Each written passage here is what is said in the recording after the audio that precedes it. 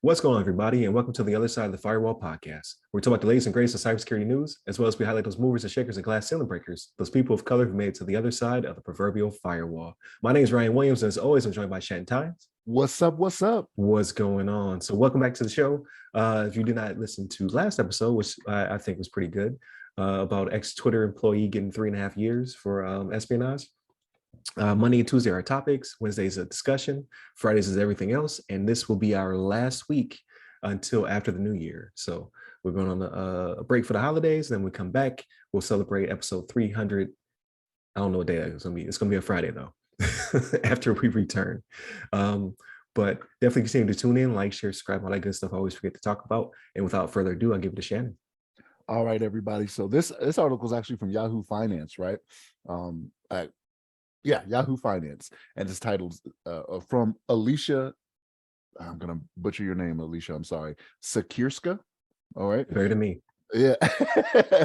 Sobeys cybersecurity breach brings $25 million net earnings hit. So think about that, right? So, company had a cybersecurity breach, and they got 25 million in net earnings, and I'm like, okay, all right, whatever.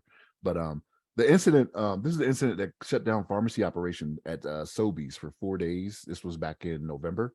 And the parent company, Empire Company, they says it'll cost them 25 million in net earnings. And the company said as it booked an increase in profit. So they made money for the quarter, but they still said this cost them 25 million. So even with losing the 25 million, they still made money. So I don't know if they're necessarily going to learn their lesson about being better with cybersecurity, but we'll see what comes from it. But Empire is actually the second largest grocery chain owner in Canada, and they operate Sobeys, Freshco, IGA, Farm Boy, and Safeway. Safeway is actually falls under that Canadian chain. I didn't know. Yeah, that surprised me. Yeah, I saw that and I was like, what? I was like, I shop at Safeway. Like, I'm supporting Canada. All right, like, hey, I guess but yeah, there was a cybersecurity event on November 4th, right? But he didn't provide any additional details about the incident, whether or not they paid the ransom, how everything was acquired. But yeah, 25 million hit in their net earnings. Now it caused some temporary problems, right? Like when it came to their pharmacy system. So people that were going to the pharmacy for these places were having issues to where they were having issues getting their medicine, which is one of those things that can hurt, right? Like you got people that I know sometimes when I need a medicine, right? Like I might get down to a week or something like that. And it may be that long before, I get whatever I need, however I acquire it, right? So this could be people that could go a little bit of time after they've already ran out of medicine. That could be something that's dire for them that they need, you know what I mean? So, this is not a, I want them to learn their lesson, but I don't know if they will, right? Because they posted a profit still with all of this. They may look at the numbers on this, right? And be like, okay, we took a hit of 25 million, right? But we still made money. So do we need to spend let's call it $2.5 million a year? You know what I mean? Which seems like simple math to me, right? Like spend that to save 25 million, but they're like, oh, but we could take that and put that somewhere else. You know how these companies operate, right? I'm not a business major. I don't know what they do, but obviously there was something in what they were doing to where they got hit and they had an IT issue. So this is I don't know why. I don't know why we have to keep doing these articles, right? We have to keep bringing this to people's attention, and these big companies, especially when you're the second largest grocery chain, right? Like we've already seen, what was it, JBS or whatever when they got hit? JBS out of Brazil, right? When they got hit, we've seen the Colonial Pipeline, right? We've seen all these big companies get hit, and for whatever reason, it's not making these companies do anything better when it comes to cybersecurity, right? And it's a little disheartening, right? Because we put our faith in these companies that they're protecting us appropriately, and they're just not, right? But yeah, they took a hit, but they still made a profit. So we'll see if they learn their lesson. But it's just not. I don't know. It's just it's disheartening to me, right? So Ryan, what's your thoughts on this? Yeah, it's the math for me, actually. So I was doing the math in my head. I was like, so they can pay somebody less than 1% to save them $25 million, right? Because yes, they did make a profit, and that's the shareholders are still overjoyed. They made some money, yada yada yada. You could have made more money. I thought that was the whole point, unless things are different over in Canada, which I doubt, right? Canada's like our cousin, but they like money. Like they're not against money. So that's the whole thing. Like I know you're going to need more than one person, right? So like yes, you pay somebody less than 1% at the top of whatever that pyramid is, and then they'll have people underneath them that direct report, yada yada yada. They have to build teams, all that good stuff. But you're still not going to spend the whole 25 million to secure your empire, pun not intended. When it comes to your data and all that stuff. So like, yes, you lost 25 million this quarter or whatever, but how much did you lose in potential revenue in the future? Because now people don't want to buy from your pharmacy because they're like you said, because I wait till last second before I go re-up my prescriptions because I don't feel like standing in line. I know you can do it by mail and stuff like that. It gets complicated. I don't want to talk about that. So I'm just lazy. All right. I just want to show up, get my meds and roll out like the Transformers. But the problem that I see is that yes, that might go over some people's heads, man. That might go over some people's heads. But yeah, that's the problem I seen is it just seems like it's a simple investment. And yes, we talk about the pipeline is filling up right now, but there are plenty of people who can step into those roles at this time.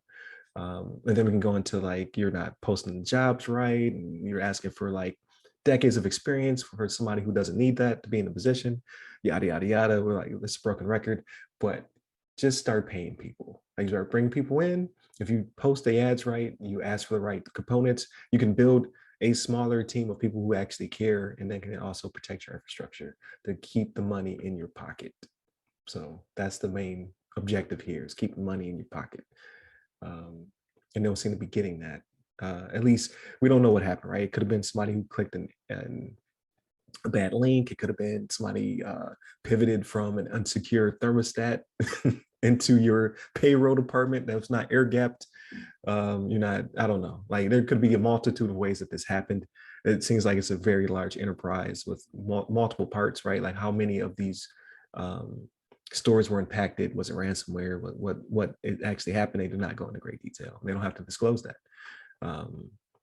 To a certain extent, right? They just have to say we lost money, but we made money. So, and as usually how long do they hold this information like before they actually advertised it to make sure that shareholders were not too upset? Is also part of the politics of making this money that they're generating over time. But I said a whole lot of things to say, just pay people. Just bring in a team of people who will do this for you. To keep your stuff safe and secure and everybody happy. Because was data lost? We don't know. Do they have people's PII now? We don't know, or a PHI in this case, like because they'll know what meds you're taking. Like, can they blackmail you for that? I don't know. Just not enough detail in this article, but money was lost, and it seems as though if you would just make a smaller investment, you could protect a larger sum of money. So easy math, people. Yeah, but so I pretty much have to say that it's just me complaining. Hire me. I'll take 0.5% of this to help you on your way. But I'm sure there's a lot of people in Canada who say the same thing, right? Like, hey, if you just pick us up, we will protect your stuff. But I think it's every other week now we see this, like when it comes to the social media, people firing their teams and so on and so forth. There's a global recession. We don't know how that's going to impact cyber right now. Like we know it's impacting IT, but is it like IT and cyber are separate, right? They're not the same thing. They just marry very well.